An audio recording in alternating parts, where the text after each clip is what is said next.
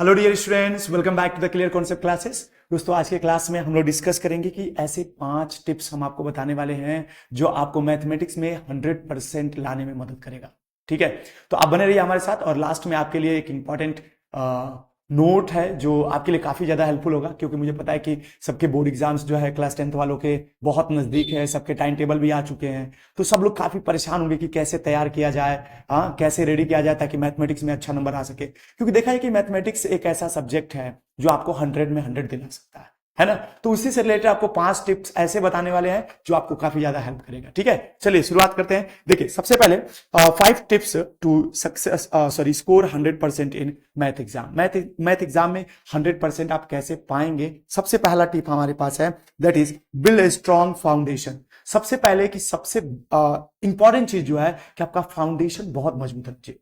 देखो, अगर मान लो आप मैथमेटिक्स में कोई भी चैप्टर सॉल्व कर रहे हो, चाहे अलजेब्रा हो, चाहे स्टैटिस्टिक हो, चाहे प्रोबेबिलिटी हो, कोई भी चैप्टर हो, अगर उसका कॉन्सेप्ट आपको क्लियर है ना, तो क्वेश्चन कितना भी हार्ड हो आप कर जाओगे। क्यों? क्वेश्चन मैटर नहीं करता है, मैटर क्या करता है? मैटर करता है कि आपका फाउंडेशन कितना स्ट्रांग है। क्यों? फाउंडेशन कितना स्ट्रांग है।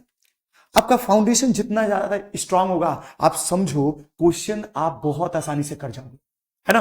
तो सबसे ज्यादा क्या जरूरी है कि आपका फाउंडेशन स्ट्रांग होना जरूरी है। अब फाउंडेशन कैसे स्ट्रांग करोगे आप? फाउंडेशन स्ट्रांग करने का कोई तो तरीका होना चाहिए। तो सबसे पहले कि आप बेसिक कॉन्सेप्ट को पढ़िए। बेसिक कॉन्सेप्ट को क्या करिए? पढ़िए। जब बेसिक कॉन्सेप्ट आप पढ़ेंगे, पहले किसी भी चैप्टर का बेसिक कॉन्सेप्ट समझिए कि वो कॉन्सेप्ट कह क्या रहा है। जब उस चैप्टर के बारे में आप समझ जाएंगे तो उससे रिलेटेड जितने सारे क्वेश्चंस है आप आसानी से सॉल्व कर लेंगे, है कि नहीं। तो इसलिए सबसे पहले बेसिक कॉन्सेप्ट, ठीक है, पहली चीज। दूसरी चीज जो आपको चाहिए वो ये है कि आप प्रैक्टिस करिए। आप अगर रेगुलरली प्रैक्टिस करेंगे, क्या प्रैक्टिस करना है? तो आपको प्रीवियस ईयर क्वेश्चन प्रैक्टिस करना है। यदि आप प्रीवियस ईयर के क्वेश्चंस को बहुत अच्छे से प्रैक्टिस कर लेते हैं, एज ए रिजल्ट आपका जो बेस है, चाहे जो क्वेश्चन पर वो कमांड है, आप इतना परफेक्ट हो जाएंगे कि क्वेश्चंस आप एक बार पढ़ेंगे और दिमाग में उसका आंसर छप जाए। इसलिए आपको प्रीवियस ईयर का जो क्वेश्चन है वो पूरा प्रैक्टिस करना है। क्लियर हो रहा है? चलिए, तीसरा चीज जो आपको सबसे ज्यादा आपके लिए जरूरी है वो क्या है? वो ये है कि focus on weak area. Focus on weak area. Weak area का क्या मतलब है? वीक एरिया का मतलब है कि देखो, मैथमेटिक्स मान लो आप भी पढ़ रहे हो, बहुत सारे बच्चे पढ़ रहे हैं, लेकिन प्रॉब्लम ये होता है कि मैथमेटिक्स में सभी चैप्टर आपको समझ में आए, ये जरूरी नहीं है। हो सकता है आप अलजेब्रा अच्छा कर रहे हो, ट्रिग्नोमेट्री अच्छा कर रहे हो, आपको प्रोबेबिलिटी स्टैटिस्टिक नहीं आता हो, या हो सकता है वो आपको अच्छा आता हो, इधर का नहीं आता हो। तो वो चैप्टर जो आपको अच्छे से नहीं आते हैं वही आपका वीक एरिया। इसके लिए आप क्या करोगे? आप उसको थोड़ा सा फोकस करो। फोकस कैसे कर सकते हो? थोड़ा एक्स्ट्रा टाइम निकालो इसके लिए, है ना। एक्स्ट्रा टाइम निकालो। एक्स्ट्रा टाइम निकाल करके क्या करो? उसको बार बार पढ़ो। पता है क्या, जब बार बार आप उसको पढ़ेंगे तब आपको समझ में आएगा कि ये कहना क्या चाह रहा है। एक बार दो बार से नहीं आता है, मैथमेटिक्स है साहब, उसको प्रैक्टिस करना पड़ेगा। Practice make a man perfect, वही वाला हाल है। आप जितना ज्यादा प्रैक्टिस करोगे आपका मैथमेटिक्स उतना अच्छा होगा। और सबसे ज्यादा क्या जरूरी है कि जो आपका वीक एरिया है आप उस पर प्रैक्टिस ज्यादा करना। क्लियर हो रहा है कि नहीं? ठीक है। अब चौथी पॉइंट जो आपको समझनी है वो क्या है? वो है टाइम मैनेजमेंट ड्यूरिंग एग्जाम। क्या होता है पता है? एग्जाम में बच्चे क्या करते हैं, सोचते हैं कि जो 5 मार्क्स का या 6 मार्क्स का क्वेश्चन से पहले उसको हम सॉल्व करें, क्योंकि उसको सॉल्व करेंगे तो ज्यादा मार्क्स मिलेंगे। और होता क्या है, आप जब वहां शुरू करते हो सॉल्व करना, पता चलता है एक छोटे से मिस्टेक की वजह से आप उलझ जाते हो, और फिर आपको क्या होता है, धीरे धीरे टेंशन होना चालू होता है ना, एंजाइटी होना चालू हो जाता है, और आप प्रॉब्लम में आ जाते हो। एज ए रिजल्ट जो आपको क्वेश्चन आ भी रहा होता है ना, आप नहीं कर पाते हो।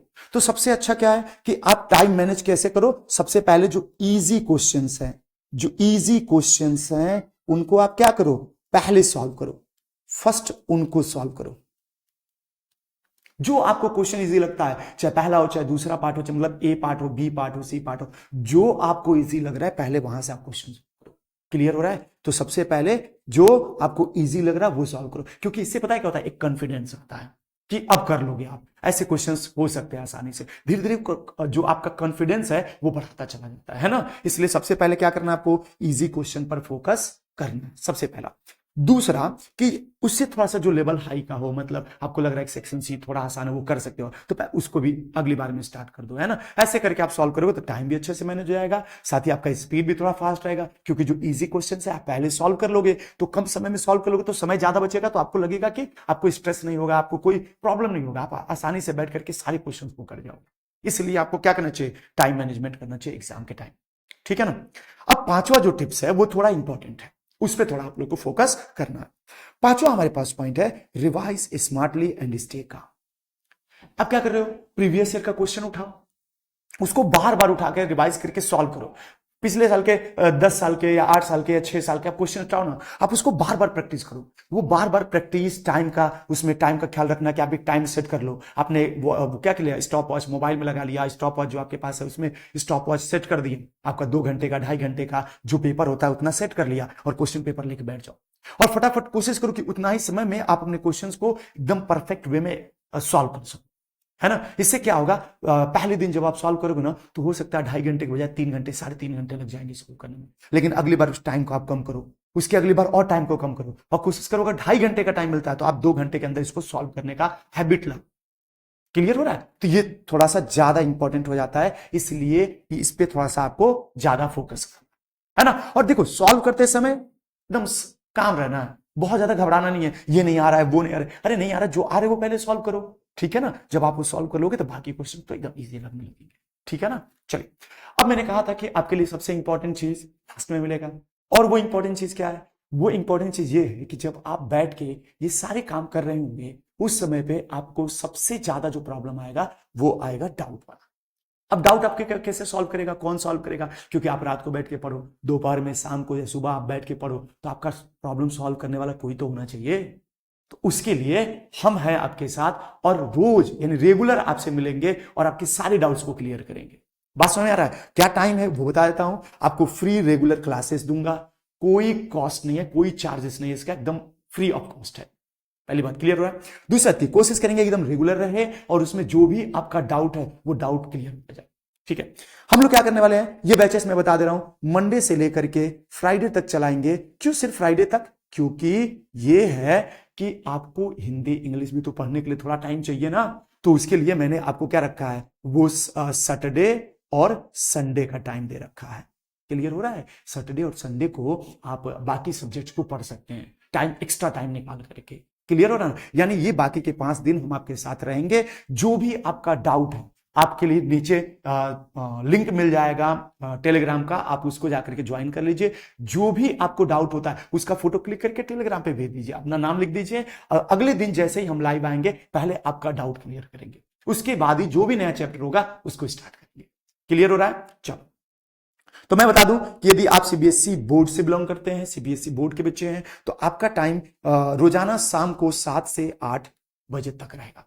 7 से 8 के बीच में रोजाना मैथ का एक चैप्टर का पूरा कंप्लीट डिटेल वीडियो मिलेगा, जिसमें बेसिक कॉन्सेप्ट के साथ साथ एडवांस कॉन्सेप्ट भी रहेगा, है ना। तो सबसे अच्छी बात कि आपका बेसिक यहीं क्लियर हो जाएगा, थोड़ा एडवांस भी क्लियर हो जाएगा आपका, साथ ही साथ और भी क्वेश्चंस प्रैक्टिस हम कराएंगे आपको, है ना। कोशिश करेंगे कि इतने मल्टीपल क्वेश्चंस आपको प्रैक्टिस करा दें कि आपका बोर्ड एग्जाम में आप 100% मार्किंग कर लो, ठीक है। चलो, दूसरा कि यदि आप आईसीएसई बोर्ड से बिलोंग करते हो तो आपका भी क्लास चलेगा और आपका टाइम जो रहेगा वो 8:30 से 9:30 यानी 8:30 to 9:30 रहेगा शाम के समय, ठीक है। तो ये 2 अलग अलग कह लीजिए बोर्ड के बच्चे हैं, इनके लिए मैंने टाइम बता दिया। आप अपने टाइम पे आकर के ज्वाइन करके लाइव क्लास, ठीक है, आपको वहां से अपना सारा डाउट क्लियर कर लेना है ना। सबसे बेस्ट तरीका क्या है इसमें कि आप टेलीग्राम चैनल ज्वाइन कर लो। इससे क्या होगा कि आपके जो भी डाउट्स होंगे, आप डाउट को क्या करो, सिर्फ अपने डाउट्स को फोटो भेज दो, ठीक है। आप फोटो भेजो, सिर्फ अगले दिन आपको पूरा सॉल्यूशन मिल जाएगा, है ना। आप बैठ के सॉल्व करते रहो, जो भी डाउट लग रहा है फोटो क्लिक किया, टेलीग्राम पे सेंड कर दिया, अपना नाम लिख दे, नाम तो ऐसे आ जाता है, ठीक है। अगले दिन जैसे हम लाइव आएंगे आपका सारा डाउट क्लियर कर देंगे, ठीक है। उसके साथ ही साथ आपको कुछ और भी रिकॉर्डेड वीडियोस के फॉर्म में भी आपका हम हेल्प करने वाले हैं, 1 शॉट वीडियोस के फॉर्म में। यदि आप और ज्यादा बेसिक से समझना चाहते हैं तो उसके लिए भी रिकॉर्डेड आपको क्लासेस मिल जाएंगे जो आपका और ज्यादा हेल्प करेगा, ठीक है। तो आज के लिए बस इतना ही, मिलेंगे अगले वीडियो।